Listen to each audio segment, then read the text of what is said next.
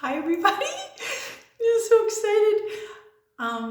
Today I'm going to read a letter I wrote based on some comments that I got, and I'm sure it's going to roll over a couple of you as well that didn't write this. So a little bit of ambiance first.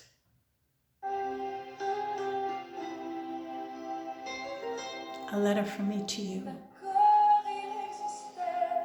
I know a lot of you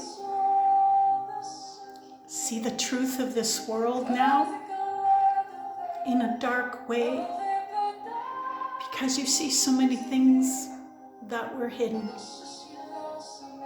I need you to remember it is impossible not to see what you believe, and it is equally impossible to see what you don't believe.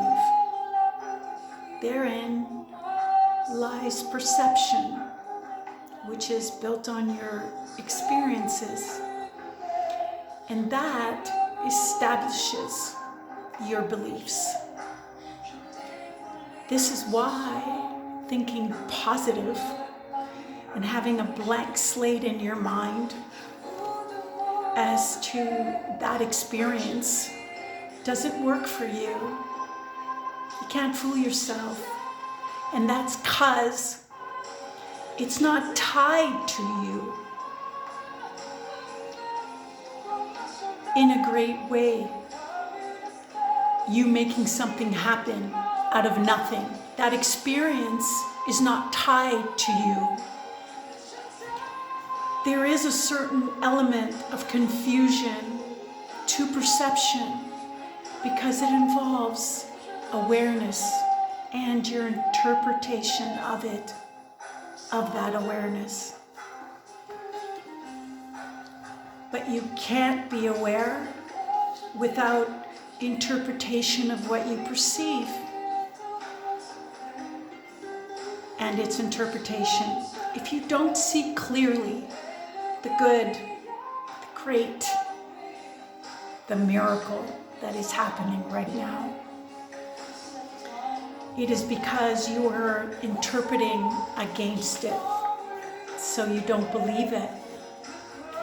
And since belief decides what your perception will be, you don't perceive what it means, so you don't accept it. True, different experiences will lead to different beliefs, and experience does teach. I am going to lead you into a different kind of experience, one in which your natural awareness kicks in and there's no strain to the eyes, no heaviness to your heart.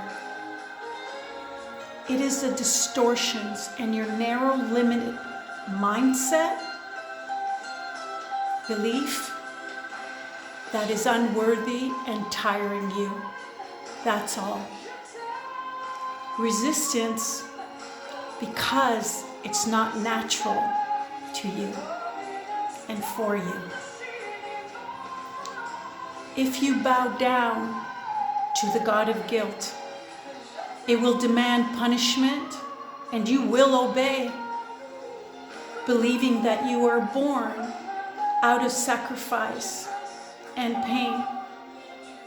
But that's not true. The God of freedom, the universe, demands nothing of you and does not take a thing away from you. Does not require obedience because that implies submission.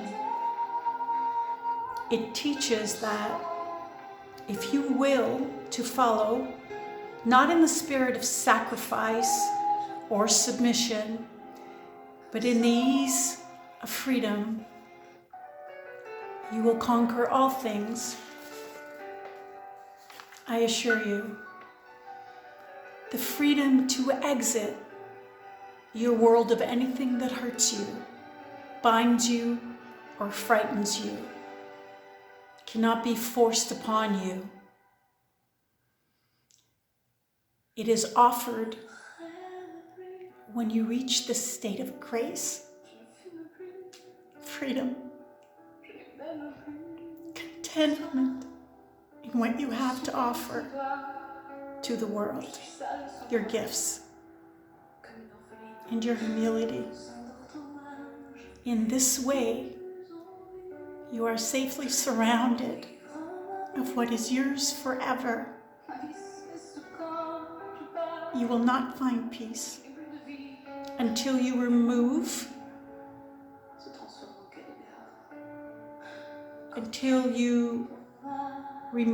that thorn from your ass.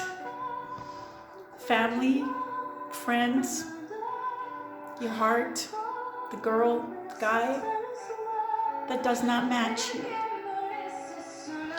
As long as you perceive this world in a dark way, you are asleep to your gift, your power.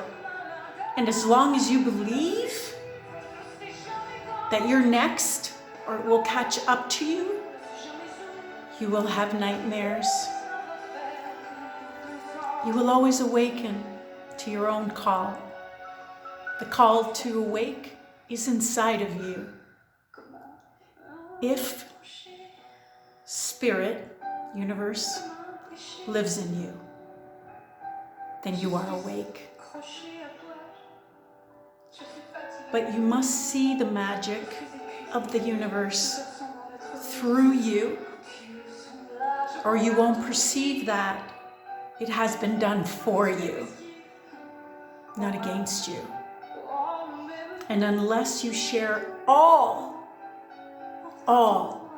that you receive, you won't know what you have. For this is only recognized through sharing. There is no order of difficulty for the universe to turn things around in its alchemy and power. None. Nothing contradictory to it is great or small. So there is no size or measure. All things are possible right now,